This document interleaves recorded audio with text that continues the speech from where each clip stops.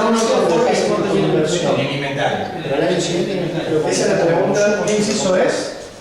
C de la parte 2. Ah, el de Ford. Le vende un auto que tiene inventario de Pacheco. Bueno, el impacto de eso es que aumenta el consumo. Claro, si es en el mismo periodo no hay problema, es consumo. Y El tema es si traspasa el año siguiente. Claro, si la pasa al año siguiente, no. Es inversión. Si la pasa al año siguiente, ya sería inversión. Efectivamente. Ok. Efectivamente. Déjame pensar una cosa, porque esto es una transacción un poquito más compleja que merece una... Esto merece una aclaración. La compañía que acompañó acá preguntaba, ¿qué pasa si yo compro un bien que está en el stock de otro? Como el caso de la concesionaria de Ford, ¿no? Sí. Bueno, Ford le vende a usted un auto que está en el inventario de la planta de Pacheco. esto afecta dos componentes de esto en realidad. Porque aumenta el consumo privado, pero disminuye la inversión. ¿Sí? Pero la inversión no está en precio. ¿No está qué? ¿En qué precio está en el stock? ¿Está en precio final o en precio de en un precio de importación? Entonces decían, lo vimos en realidad que el stock está en el precio de no en el precio final. Claro. Si esto está asumiendo que está preciado al mismo nivel, entonces el movimiento sería neutro. ¿Sí? Pero, como bien vimos con el ejemplo de la importación, tenemos diferencias de pricing, digamos, y esas son las diferencias de pricing que agregan o quitan. Claro, también vimos que el stock, hasta que no está en el producto final, es el precio del costo, no sé. Exacto, el costo de factores. O sea, decía que en definitiva lo que sigue está bien. Me baja la inversión, me aumenta el consumo, que queda neteado, pero en realidad te quedaría positivo porque hay un valor, pero es un margen de ganancia. Al menos está el IVA. Se debería igual. como está Recuerdo, pegado esto. una cosa, esta es la perspectiva del producto desde el punto de vista del gasto, no de los beneficios. O sea, por ahí mezcla, ahorita estamos mezclando lo que es el PBI desde la perspectiva del gasto o del consumo. Lo otro parece que es desde los beneficios, el valor agregado de cada uno de los segmentos de la economía. Esto es solo gasto. Solo gasto, sí, solo gasto. Si vamos a los beneficios es otra mirada, ¿se acuerdan de ese cubo? Sí. Solo gasto que está en el cubo del libro de Pablo, Sí. que mostró Juan José en la primera clase. Ahí está la diferencia que menciona la compañera y sí, efectivamente, es como ella dice. Perdón, para clarificar este punto C, entonces, si el inventario está del año pasado, Sí. si lo que me está queriendo decir es que es del inventario del año pasado, eso es inversión. Porque esa era una inversión del año pasado. Exacto. ¿Por qué era una inversión? Porque esto puede confundir porque decir, che, pero me dijiste que un auto no era una inversión. No, pará, pero los autos que tienen stock una compañía, sí son su inversión. Invierten guita en eso, digamos. Entonces eso es la inversión que ellos tienen. Y después cuando la van descargando, en un año determinado, el stock era 100. ¿Sí? El stock era 100, pero en el año 2 vendieron la mitad del stock. ¿Sí? Entonces, al finalizar el año 1, ese stock de 100 era parte de la inversión. ¿Sí? El año 2, cuando vos lo consumiste, forma parte del consumo privado, pero lo vas descargando de la inversión. Año 1, 100 inversión, año 2, 50 consumo, 50 inversión. Correcto, exactamente. Y si el auto lo fabricó en el mismo año, digamos, o sea, esto de que estuviera en el inventario relativo, de la misma manera. Claro, date cuenta que el espíritu de eso es computar una sola vez lo que expandió el producto, que fue la inversión. Salvo una trampa, la reacción va a ser consumo. Sí. De hecho, el PBI mide todo el año en un día, ¿no? O sea, todo el movimiento nos va midiendo, digamos, hace la foto final. Claro, es decir, es lo que dijimos al principio de la clase, que se refiere a un periodo de tiempo. Te lo digo, digamos, de entrada, no se mide en un solo día porque es imposible, pero lo van midiendo durante un periodo de tiempo largo y después, bueno, como un balance de las empresas. Muchas de las empresas que ustedes trabajan seguramente, claro, algunos hacen los balances, entonces hacer un balance de la empresa es muy parecido a ver cómo le fue a la economía en términos de cuánto produjo, cuánto bienes y servicios finales generó. Bueno, si no les quedan más dudas de esto, ¿quieren que revisemos alguna otra cosa? ¿Hay algún punto que sea conflictivo para ustedes de esto? Okay. Entonces, si no, vamos a pasar al siguiente. El D de los hombres, El D que vimos que sí. Perfecto. En el otro punto dice, a una pequeña nación de 10 personas les fascina el programa American Idol. Entonces, todo lo que produce y consume son máquinas de karaoke y CDs en las siguientes cantidades. Y tienen las cantidades con los precios. Y dice, utilizando un método similar al del índice de precio del consumidor, calcula el cambio porcentual en el nivel general de precios. ¿Cómo harían eso? Promedio ponderado entre el Q y el P. P por Q de cada año. De cada canasta. O sea, lo quieren Cada hacer. canasta de cada. ¿Y cómo sería eso? ¿Nominal o real? Nominal. Nominal, porque estoy usando el set de precios de un año y el del otro también. El set de precio de cada año. Después, dice, usando 2011 como año base, ahí ya nos está hablando de otra cosa. Nos está hablando de números índices. Números índices y nos está hablando de verlo en términos reales. ¿Sí? Dice, usando el año como año base, podemos calcular el IPC de cada año. Bueno, perfecto. Y lo que tiene que calcular, ¿ustedes a qué número tienen que llegar? A la inflación. ¿Sí? Y acá me gustaría hacer una aclaración que les va a servir para otra pregunta. Que es, si la estamos calculando en función del IPC, ¿es la inflación para quiénes? Para los consumidores. ¿Es la misma la inflación para los consumidores que para los productores, por ejemplo? No necesariamente. No necesariamente. Entonces, eso le va a salir para otra pregunta que está un poquito más adelante. ¿Sí? Entonces, el IBEX les dice, utilizando un método similar al del deflactor del PBI, calcula el cambio porcentual a nivel general de precio utilizando 2011 como año base. Bueno, ¿qué harían acá? Acá dice, utilizando un método similar al del deflactor del PBI, calcula el cambio porcentual a nivel general de precios. Lo calculan en términos nominales, y lo tienen calculado en términos reales, La división, el ratio. sacan el deflactor y el deflactor, ¿qué les diría? La variación. La inflación. Pero tienen que llegar al mismo número. Tienen que llegar al mismo número si es que la canasta de bienes es la misma. Guarda, porque esa es la trampa del ejercicio, ¿no? Porque les dice al principio, no me uses cualquier canasta que vos quieras. Hacemos una canasta de 3 contra 1 del otro. Y después te pide, recalculame como si no te hubiera pedido esa canasta y haceme la canasta como te la presenté. ¿Sí? Que era, para decírselo en números y no hablar en el aire, creo que eran 10 y 12 máquinas de karaoke, 30 y 50 CDs, y arriba le dice, hacemos una canasta de 3 CDs y una máquina de karaoke. O sea, cuando lo calculás con una canasta, como el índice de precios al consumidor, con una canasta fijada, por una mí no sé si al resto le da igual, te da un nivel de un incremento del 27%. ¿27? Sí. No, 37. ¿Cuánto le da? Ah, 27, no sé. 27. No significa que 37 te da. Y después. ¿Más que hizo? 37. 37. Sí. Voy a meter un brazo. Sí. ¿Y qué te pasó con eso? No, y después cuando lo haces con el PBI. Sí, 34. PBI. Lo que pasa es que ahí lo que vos estás teniendo es la diferencia que no estás consumiendo todo lo que Claro, en producís. el año 2 se produce algo de más, entonces ahí tenés un efecto, digamos, que Claro. cuando lo calculas el deflactor es mayor. Claro. O sea, fíjense lo siguiente. Fíjense lo siguiente. Cuando vos fijás una canasta, esa canasta evoluciona a lo largo del tiempo, y cuando tenés una canasta 3-1, sí, contra karaoke, si el nivel de precios de la máquina de karaoke aumenta una barbaridad, ¿sí? En realidad vos la vas a estar pesando por un cuarto, porque la cantidad total de bienes son 4 y el peso que tiene la máquina de karaoke es 1/4. Ahora, si vos elegís una canasta totalmente distinta, ese peso de ese incremento de precio enorme cambia. Entonces no es lo mismo, el punto entero de este ejercicio no es lo mismo calcular la inflación con una canasta de bienes que con otra canasta. Fue la discusión de años en este país cómo elegíamos la canasta. Entonces, el kirchnerismo decía, no vamos a decir que está mal, porque son criterios, digamos, y a ver, hay que entender que la economía no es una ciencia, no lo es una protociencia. Es más, si siguen, qué sé yo, a Bunge o a un tipo como Nassim Taleb, los economistas son una suerte de astrólogos. ni hablar.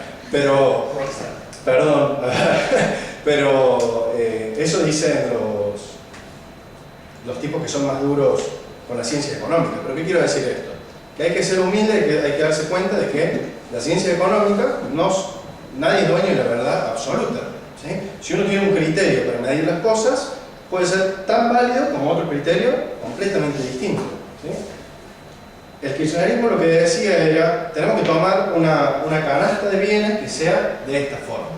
Y la gente que medía la inflación en el Congreso decía, no, esa canasta es una barbaridad. En realidad esa canasta no tendría que ser así, tendríamos que meter el Fernet, porque la gente consume el Fernet, y hay que meter, qué sé yo, tal cosa, porque la gente lo consume. Bueno, obviamente los números no te van a dar, porque a uno le va a dar una cosa, porque tiene una canasta, y a otro le va a dar otra completamente distinta, porque tiene otra canasta, ¿sí? No es lo mismo, para llevarlo al extremo, no es lo mismo meter una canasta de todos productos que están dentro del sistema de precios cuidados y compararlo contra una canasta que son cualquier bien menos los que están dentro del precio cuidado. Si vos comparas una canasta contra la otra, obviamente la inflación de uno te va a dar mucho más alta que la otra. O la canasta del ejecutivo, por ejemplo. Claro, entonces lo que quiero decir es, no hay una verdad absoluta acá, ¿sí? Hay que comparar y tener en claro cuáles son las diferencias entre las dos mediciones, y lo importante de hacer una medición es que la medición siempre tiene que responder a una pregunta, ¿sí? Si lo que te estás preguntando es cuál es la inflación para los consumidores, no voy a ir a ver el índice de precios de la construcción, ¿sí? Ahora, si tu pregunta es, che, ¿cuánto ha aumentado o cuánto ha disminuido el costo de los factores de producción? Bueno, entonces, obviamente no vas a ver el índice de precio del consumidor, porque tienen armado una canasta de cosas típicas que consume el consumidor medio. No tienen el precio típico de una maquinaria agrícola, ¿sí? ¿Esto se entiende, esta diferencia? Perfecto. Perdón que insista en esto y parece re obvio, pero a veces uno tiende a pensar que hay cosas, cuando ve números, tiende a pensar que hay cosas que son absolutas, cuando en realidad no lo son tanto. Como tenés gobiernos que son altamente interventores, como precios cuidados, como transferencias a través de subsidios, ahí tenés que hacer el doble clic y chequear los números que te están dando. Obviamente. Porque la nafta estaba pisada porque había un precio de referencia más alto para fomentar la extracción.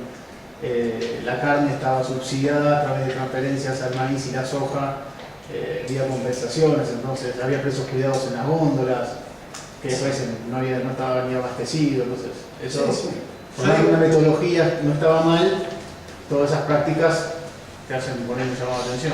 Claro, claro. Yo digo, bueno, a ver, si yo te digo, por ejemplo, el índice de precio al consumidor nuevo, el IPC nuevo, me parece más razonable que el índice de precio anterior, es una apreciación personal mía. Hay menos distorsiones ahora, supuestamente. En mi opinión sí, pero puede venir otra persona y darme un argumento de por qué esto en realidad no puede ser así, puede ser de una forma completamente distinta, y yo no le voy a poder decir que no, porque esto no es el teorema de Pitágoras, digamos, es como...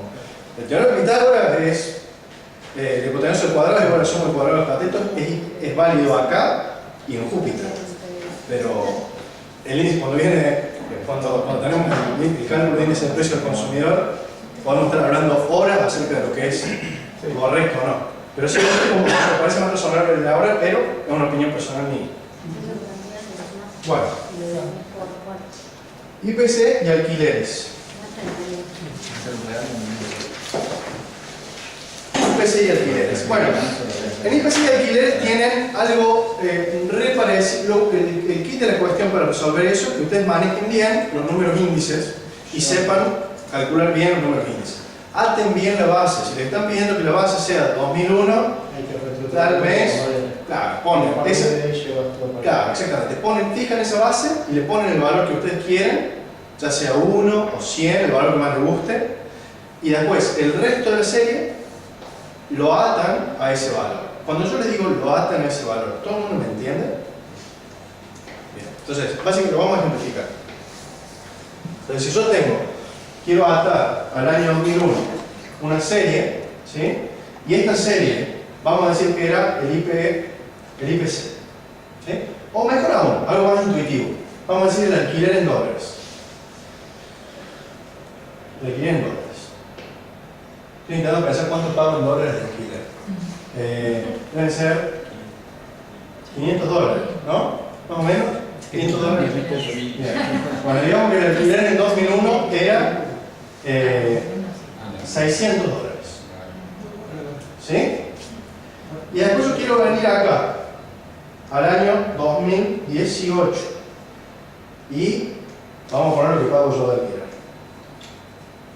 ¿Tiene sentido esto? Los alquileres bajaron porque hay sobreoferta de inmuebles, porque el precio que tienen por inmuebles es muy alto.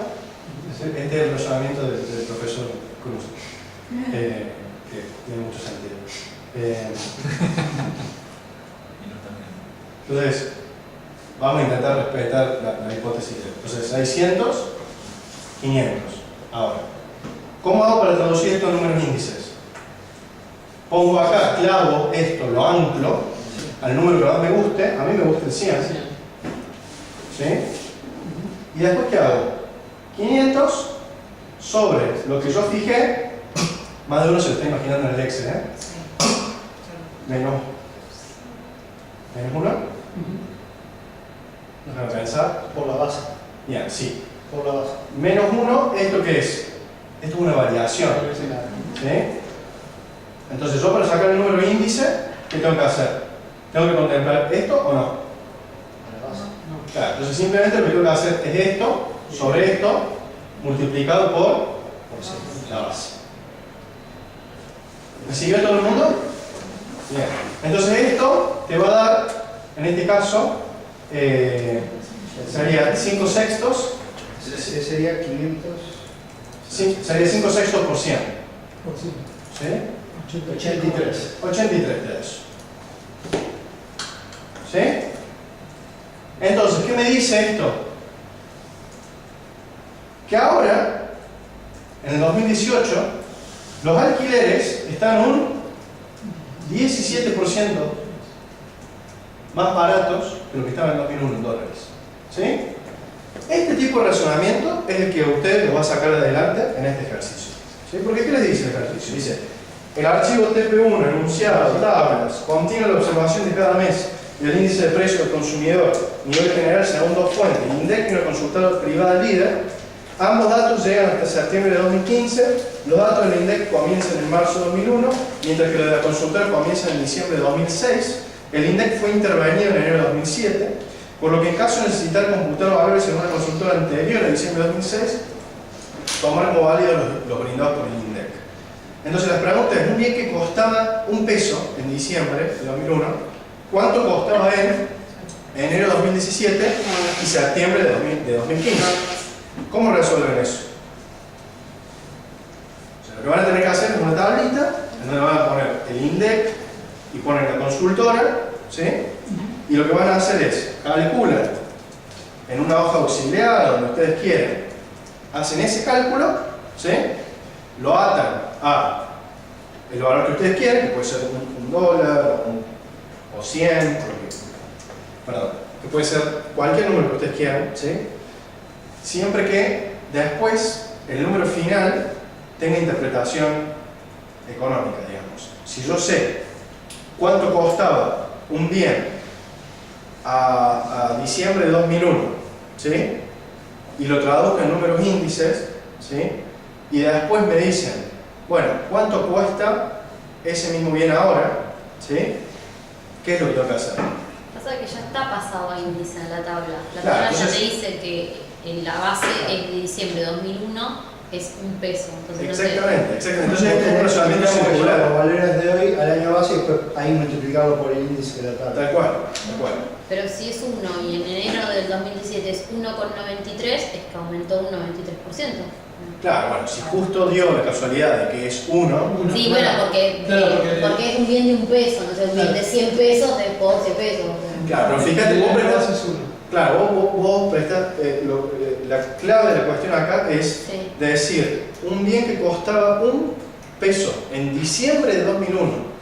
O sea, si tu serie original no tiene la base diciembre de 2001, tenés que reajustar esa serie para que tenga la base en diciembre de 2001 y después ver cuánto cuesta ahora en relación a diciembre de 2001.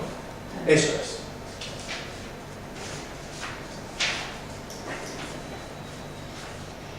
Entonces, ¿qué más? Un departamento cuyo... Sí, perdón, ¿alguien tiene una pregunta? No, nos mareamos un poco.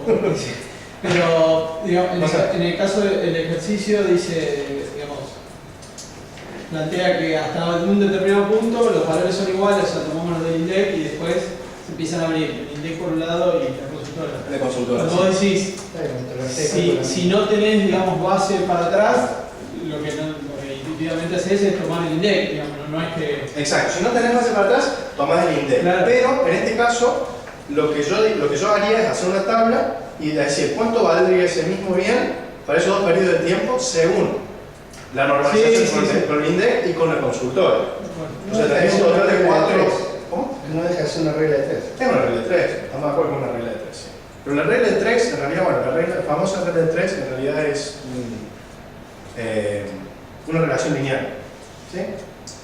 Una relación lineal, una regla de 3, exactamente lo mismo. Pasa acá, vas usando el índice para computar los meses que te pide. Correcto.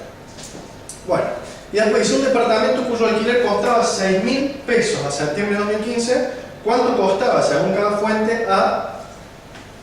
Bueno, y te va pidiendo enero de 2017, diciembre 2001, marzo del 91. Exactamente el mismo razonamiento. O sea, lo único que yo tengo que hacer es la serie original, que no tiene necesariamente una base en diciembre de 2001, transformarla a que tenga como periodo base ese que me están pidiendo. ¿Sí? ¿Qué más? Una familia que gastaba 30.000 pesos para vivir a septiembre de 2015, ¿cuánto gastaba? Bueno, ahí tengo que tomar la serie de qué. La subserie del anterior. ¿De qué? El índice de la columna. Claro, exactamente. O sea, el otro, el índice de precios de consumidor a nivel general, ¿no? Claro, uno usa el de vivienda y otro el general. Claro, exactamente. ¿Qué fracción del gasto total familiar se asignaba a cada vivienda en cada fecha? Bueno, es un cociente entre las, ¿no? Es un ratio entre las. Creo que el ejercicio apunta en definitiva a eso, que veamos que se fue destinando más a las otras variables que al alquiler, ¿no? Porque te va bajando la incidencia. Claro, exactamente. O sea, ahí lo que quiere mostrar el profesor de Cruz es que la incidencia del alquiler se va volviendo cada vez más asintótica. Bueno, no quiero usar una palabra que en realidad no es. Va cayendo. Va cayendo. Bueno, entonces, ¿qué otra cosa más? Bueno, y el último punto, el punto 4, que es tal vez el punto más complicadito que tienen, ¿sí? Se corresponde con el segundo grupo de slides que vieron, que es de crecimiento económico. ¿Está bien? Entonces, lo que les pide es, usando los cálculos de la hoja País Rico y la información sobre el nivel salarial y renta del capital del PowerPoint de la clase, hoja titulada Distribución del ingreso, slide número 5, el PowerPoint titulado Clase 2, Crecimiento, computa el nivel salarial, la renta del capital, la distribución funcional del ingreso en el país pobre, reporte aquí el nivel de ingreso, consumos totales de variables de la evaluación anterior para los años 1, 20 y 40. Entonces, si les pide cosas para el año 1, 20 y 40, lo que les aconsejo es que hagan una hoja auxiliar en donde se calculen todas las variables que necesitan desde el año 1 hasta el año 40. ¿Sí?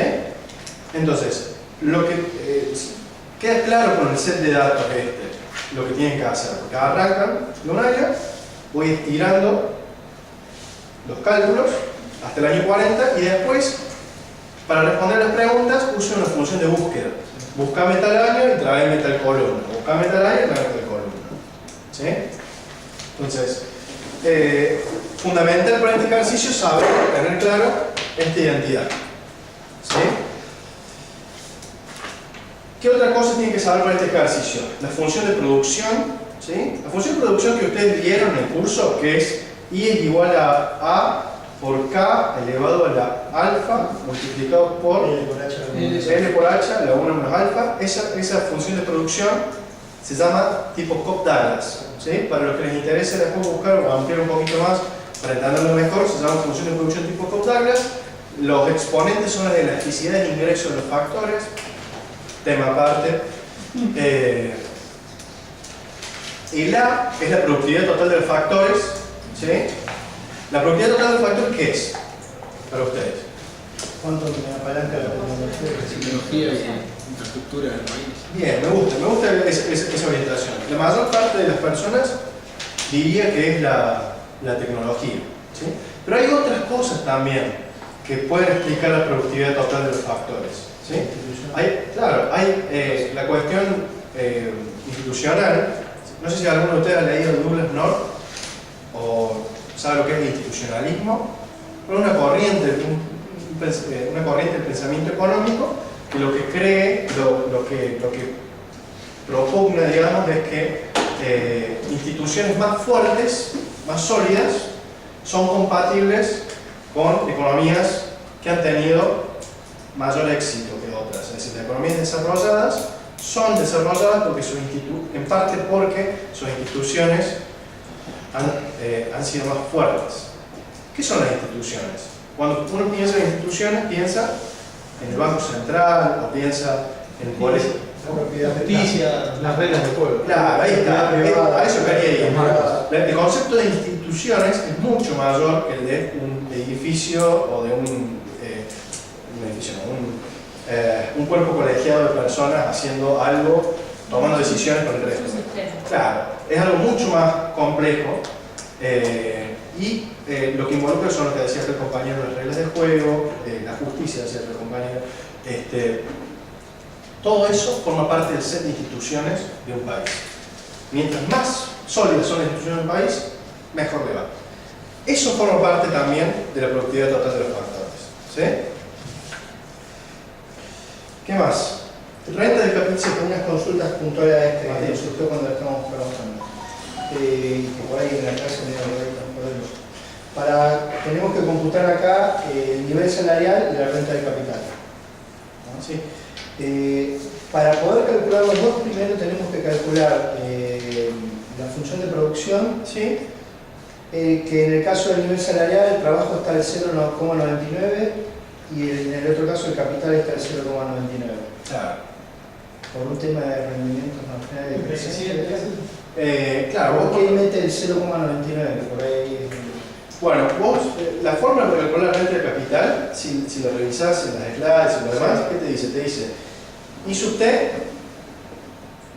de 1 por 1, de 1,01, multiplicado por caso usted, que es el stock de capital, menos IDT de caso usted, sobre 0,01 por caso usted.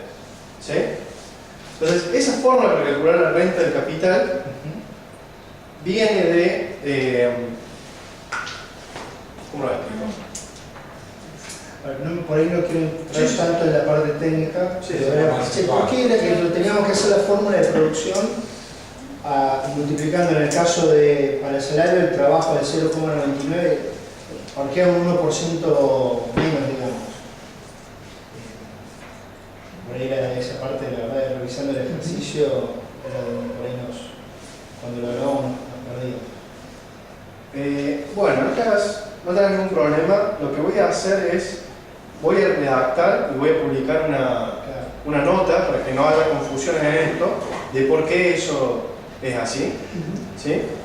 Y ya que estamos por ahí, para sumarlo, en la distribución funcional del ingreso, Sí. entre trabajadores y capitalistas, digamos de alguna manera que cuando sumo trabajadores y capitalistas me da, es la productividad, me da el ingreso desde la perspectiva de la distribución del ingreso.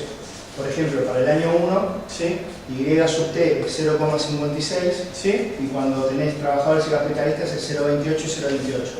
O sea que la suma te da la distribución la suma de la distribución del ingreso te da el total de ingreso, ¿no? Eso es correcto. porque es, digamos que desde la perspectiva del ingreso. Eso es correcto. La parte del cubo. Eso es correcto. Eso es correcto. Dos preguntas. Sí. ¿Entendieron todo lo que dijo Matías?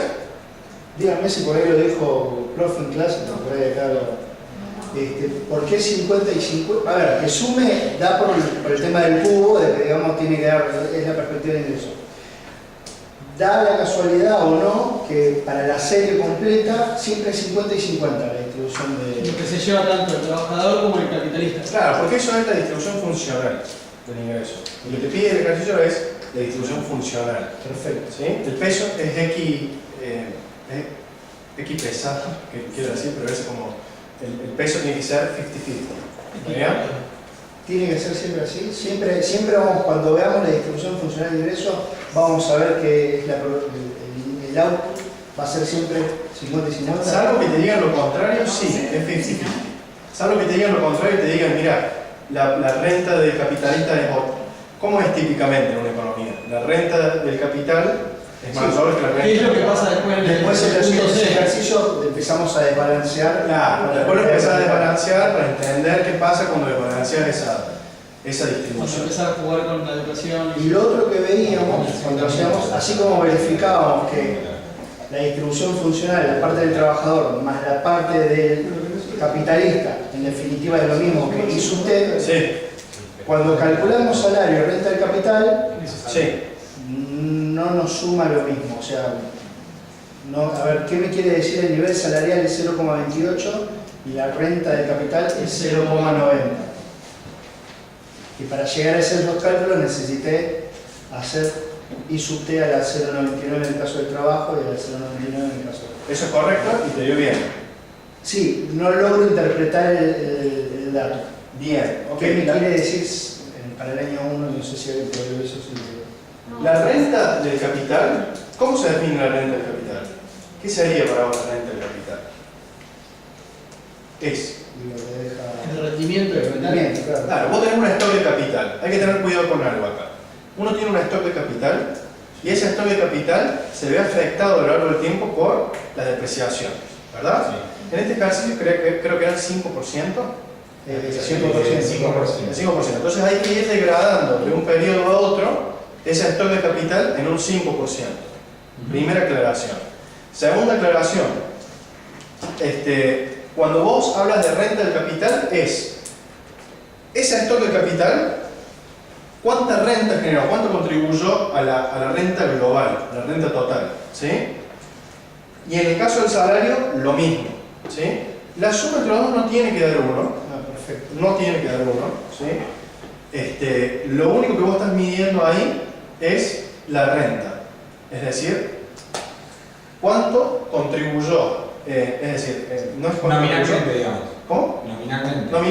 Nominalmente, ahí está, gracias. Esa es la palabra que está buscando. Nominalmente. ¿Sí? Nominalmente, ¿cuánto generó el capital y cuánto generaron los asalariados? ¿Sí? Si vos sumás cuánto generaron los asalariados y cuánto generó el capital, ¿sí? ¿Cuánto te da en ese caso? Y para el primer año me da 1,18. Te da 1,18. Pero el ingreso para ese año, ¿cuánto te da? 0,56. 0,56. Te das cuenta que son números que no tienen una correspondencia. Exactamente. Ahí es donde... No tienen una correspondencia. ¿Pero qué te falta ahí? ¿No hay ahorro? Claro. Entonces vos tenés una economía que tiene ahorro. Ah, ¿Sí? Era Pasa al 15% siguiente de ahorro. periodo. Claro. Y es una economía que también tiene La consumo. depreciación. ¿Cómo? Y la Y depreciación. la una economía que tiene también depreciación. Entonces, lo que quiero decir es que la suma de estos dos conceptos no te van a dar el producto. Vos tenés que meter también en juego el consumo, el ahorro, ¿sí? Y si a vos te aportan un dato, como el consumo, ¿qué podés saber? El ahorro, ¿verdad? Porque si uno tiene... La porción que se consume es lo que no se está ahorrando. Claro, y otra cosa es por la identidad fundamental de que el ahorro tiene que ser igual a la inversión. Si a vos te dan el ahorro, indirectamente te están dando la inversión y viceversa. Si te dicen la inversión, te están dando el ahorro. ¿Sí? Esto es fundamental para poder resolverlo esto. ¿Sí? Ahora, el enunciado te pide que lo calcules para el país pobre. Sí. ¿Y cuáles son los datos del país pobre? Eso es lo que no entiendo. Está en la hoja de trabajo en clase. Está lo que está en esa hoja. Claro. El trabajo en clase tenía país rico, Sí. y ahí hicimos esto que bajamos la fórmula para Sí. abajo, y después vimos país rico y país pobre, que lo que vimos ahí era lo de la teoría de la convergencia. Sí. Pero no estaba calculado toda esta parte de renta. O sea, si lo querés hacer fácil, copiás y pegás y te calcula toda la fórmula. Sí. Si lo querés hacer, o sea, como hacerlo se puede hacer. Sí. Pero bueno, trabajándolo empezamos a tener, che, ¿qué significa? Lo que charlamos recién. Bueno, entonces, yo sé que es un poquito complicado tienen de ahora hasta el domingo para entregar. Bueno, en estos días aprovechenlo para digerirlo bien y yo voy a publicar algo para explicar un poquito más de dónde sale ese 101 y voy a publicar la noticia para que tengamos todo. ¿Sí? Porque quiero encontrar una forma sencilla de explicar eso. ¿Sí? Bueno, ¿qué más? B. Supongo que la sociedad, dice, está integrada por 3 personas, A, B y C. Supongo que A es dueño de todo el capital físico, pero que además de cobrar ingresos como capitalista, también trabaja como asalariado, seguramente como directivo importante. A tiene 20 años de educación formal, B tiene 12 años de educación formal y C tiene solo 6. Supongo que la remuneración de los asalariados es proporcional a la cantidad de años de educación formal que cada uno tiene. Para cada año computen los ingresos de A, de B y de C, reporten su respuesta al ingreso total de cada uno de los 3 individuos para los años 1, 20 y 40, compute también el índice de Taylor de desigualdad en la distribución del ingreso para esos 3 años. Cuando el mismo vale 0 es porque la distribución es perfectamente igualitaria, el mismo crece a medida que la distribución de ingresos se hace más desigual. En nuestro caso la fórmula de este índice es, bueno, la fórmula del índice de Taylor. ¿Cuántos de acá vienen de ingeniería o de ciencias duras? ¿O han visto matemáticas? ¿La mayor parte de ustedes han visto matemáticas? ¿O no? ¿O vienen más de ciencias sociales? ¿Vienen más de ciencias sociales? Ok, entonces vamos a hacer lo siguiente.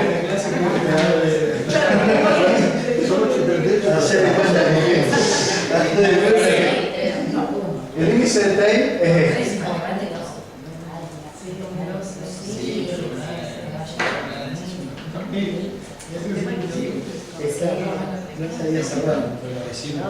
El índice de 6 se calcula.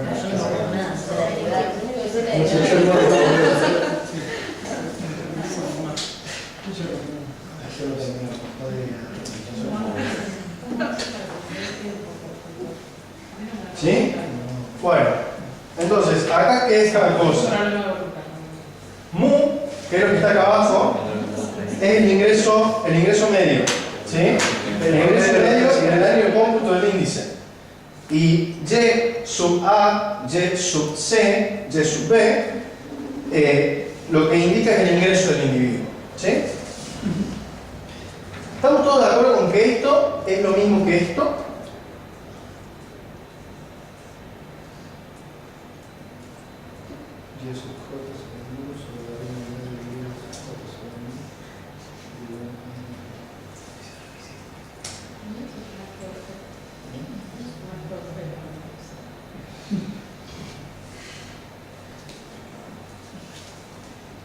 ¿Es lo mismo? Estoy seguro que sí.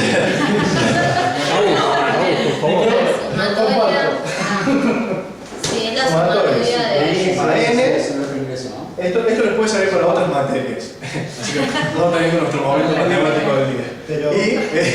Y esto es el sumatorio. Te falta el tercio. Ah, no, está bien, porque Desde la cantidad. I igual a 1 hasta N.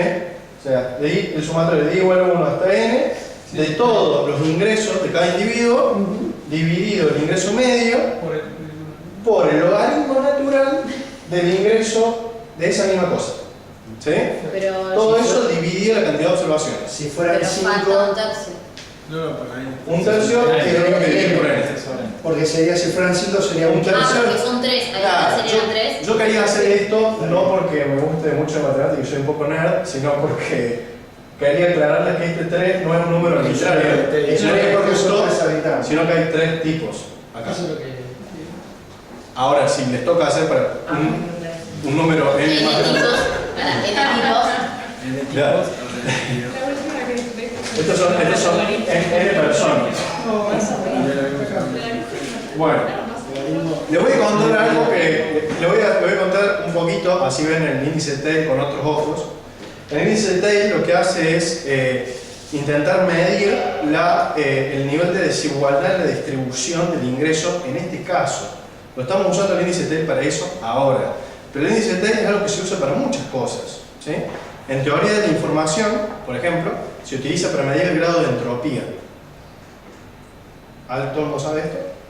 Cuando yo digo entropía, también es La medida del desorden del sistema. básicamente. Entonces, mientras más parejitos sean los componentes de un sistema, más ordenado está, se dice que más entropía tiene, ¿sí? Y el índice es compatible con un índice de Tail más alto, ¿sí? Así a simple vista, ¿cuál sería el máximo valor que puede alcanzar el índice de Tail? 1. ¿Va a decir 1? Sí. Casi, pero vos lo podés normalizar. Lo podés normalizar para que valga como máximo 1 y como mínimo 0. Sí. Lo podés hacer eso, podés hacer cualquier cosa. Pero así como está planteado, naturalmente, el límite superior de eso sería el logaritmo natural de... si vamos a extender esto, el máximo valor sería el logaritmo natural de I sobre mu, ¿no? El logaritmo natural de I como sumatorio sobre mu ingreso medio. No pasa nada, simplemente era para darle El máximo valor es si la serie tiende a infinito, eso decimos. El máximo valor para cada set de datos dado, digamos, sería el ratio el logaritmo natural de I sobre mu. No pasa nada, eso es un dato anecdótico para saber qué valor estamos hablando. Primera conclusión, no podemos tener valores negativos, ¿sí? ¿Se entiende por qué? Esa es la función, digamos, de los logaritmos acá. O sea, es 0 o más que 0. Mientras más nos alejemos de 0, ¿estamos mejor o peor en términos de igualdad? Peor. Igual. Es mejor. Más lejos de 0, peor. Más 0 es igualitario, más lejos de 0, más igualdad. ¿Por qué? No, si mide el desorden de un sistema, cuanto más cerca del máximo es mejor. Bueno. Exacto. En realidad, mientras más grande sea, Si la medida del desorden, cuanto más desordenado está, mejor porque está más repartido. Entonces, perdón, vamos a hacer una cosa. Vamos a hacer una cosa para entenderlo más intuitivamente. Porque acá tenemos dividida la tribuna. Hay una parte de la tribuna que piensa que mientras más lejos de 0 esté, peor es, y hay otra que piensa que mejor es. En realidad, fíjense acá, pongamos nuestra vista acá. ¿Cuál sería la situación ideal? La situación ideal es que este ratio y este ratio sean lo más parecidos posibles. ¿Sí? Fíjense solamente en este ratio. Significa que el ingreso de esta persona de A en relación al ingreso medio, ese ratio, suponte que te da 1. La situación ideal, ¿sí?, es que esto también sea 1 y lo otro también sea 1. ¿Sí? Cuando vos multiplicas estos valores por el logaritmo natural de esto es un número pequeño, ¿sí?, mientras más igualitariamente esté distribuido esto, más pequeño es el número, no más grande. Entonces, mientras más cerca de 0 estoy, mejor es la distribución del ingreso. ¿Sí? Por eso el coeficiente mide la desigualdad. Claro. Entonces, más chico es, menos desigualdad tengo entre. Claro. Entonces, mientras más lejos me voy, mientras más aumenta esto, más desigual es la distribución del ingreso. ¿Usted está familiarizado con el coeficiente de Gini? Sí, también, de 0 a 1. Claro, el coeficiente de Gini es...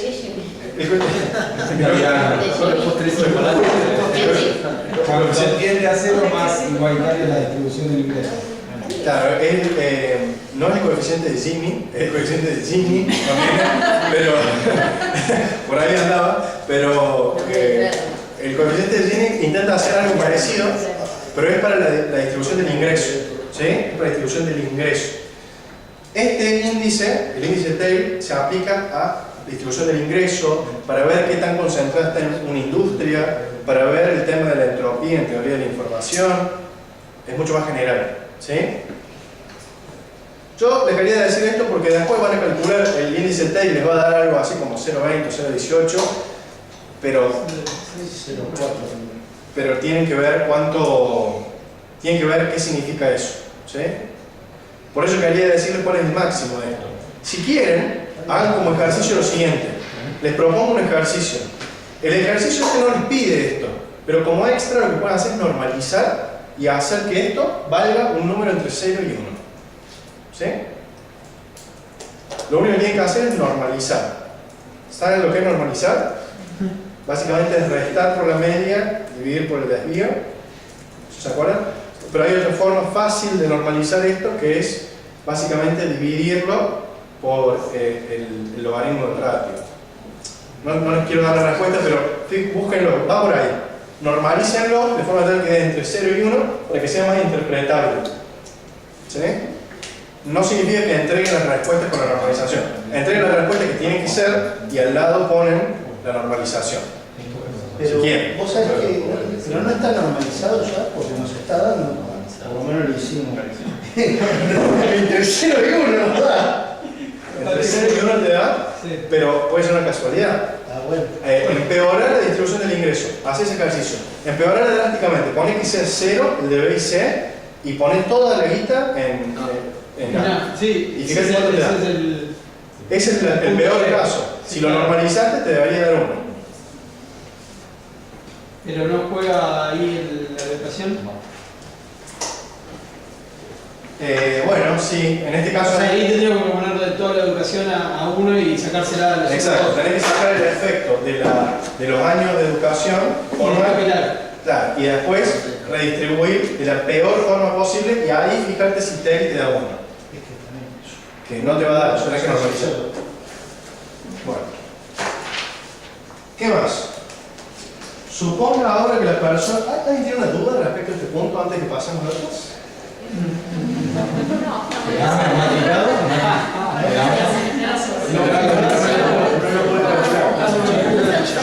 Bueno, a ver, otra cosa importante, porque yo me fui por acá, que es lo que me gusta a mí, pero hay otra cosa también que es importante para ustedes, que es que tienen que ser conscientes de que son los individuos dentro del ejercicio tienen distintos años de educación formal. Y acá les está diciendo que... ¿Qué les está diciendo Mati del ejercicio? ¿Cómo me hiciste una pregunta sobre esto? ¿Qué te dice? ¿Qué es proporcional al año de educación formal? El ingreso. El nivel de ingreso es proporcional al nivel de educación formal. Entonces, ¿qué es lo que tengo que hacer? Sumo los años de educación formal y después digo, bueno, el tipo A tiene 20. 20 dividido 16, ¿era? La sumatoria 20 más 12 más 12 más 36. 20 sobre 36, 38. gracias. 20 sobre 38 es lo que le vamos a asignar a A porque tiene más años de educación formal que B y que C. Y el mismo ejercicio con B y con C. ¿Está bien? Bueno, y después, el C. Suponga ahora que la persona A es dueña de 3/4 del capital físico y que la persona B es dueña de 1/4. Suponga a su vez que A y B tienen ambos 20 años de educación formal y que C tiene 12. Recorte el ingreso total de cada uno de los 3 individuos y el índice de Taylor los años 1, 20 y 40. De vuelta les recomiendo. Hoja auxiliar, extiendan los cálculos, todos los cálculos hasta el año 40. Bueno, obviamente, hacer una fórmula para una sola fila es sentarse y pensar cómo hago la primera fila y después estiro hasta el año 40. ¿Sí? Y después hagan una fórmula de búsqueda que busque los años 1, 20 y 40 y ya está. Y entreguen estable con eso. Y se comparen los ingresos de A, B y C en esta situación con los de caso B y comenten los hallados. ¿Todo el mundo entendió eso? ¿Se perdieron ahí también con eso? ¿Cómo lo harían? O sea, ¿qué quiere ver acá, Juan José, con este ejercicio que les da? ¿Cómo se agravó la desigualdad en este último punto? ¿Cómo mejoró? Bueno, ¿cómo se agravó? ¿Cómo mejoró? Entonces, si teníamos un índice de Taylor más alto y pasaste a uno más bajo, ¿mejoró la distribución del ingreso?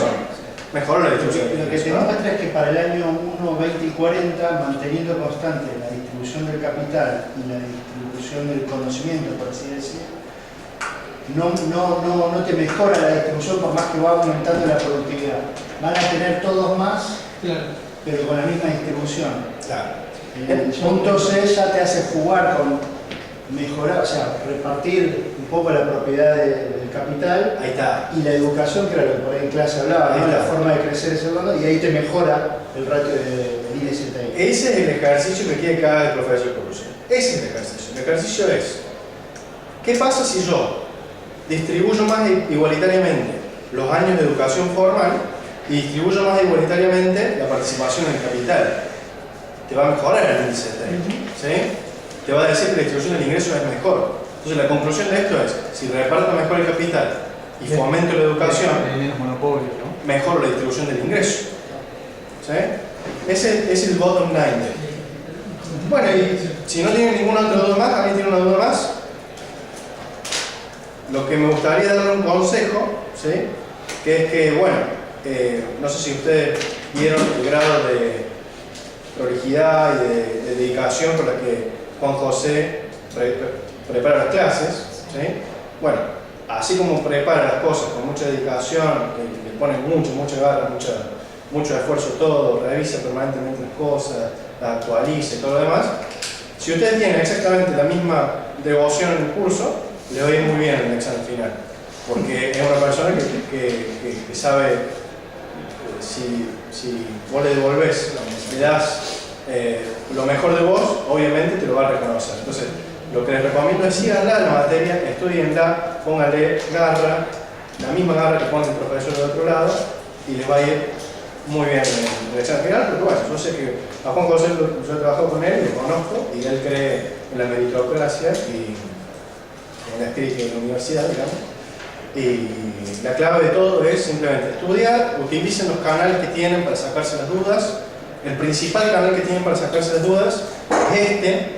No hace falta cuando manden un mail acá que lo pongan en copia a Juan José, sino que le vamos a llenar en mano el mail a Juan José, salvo una cosa muy puntual que sea, por ejemplo, un permiso para un examen, cosas en las que yo no tengo ninguna injerencia.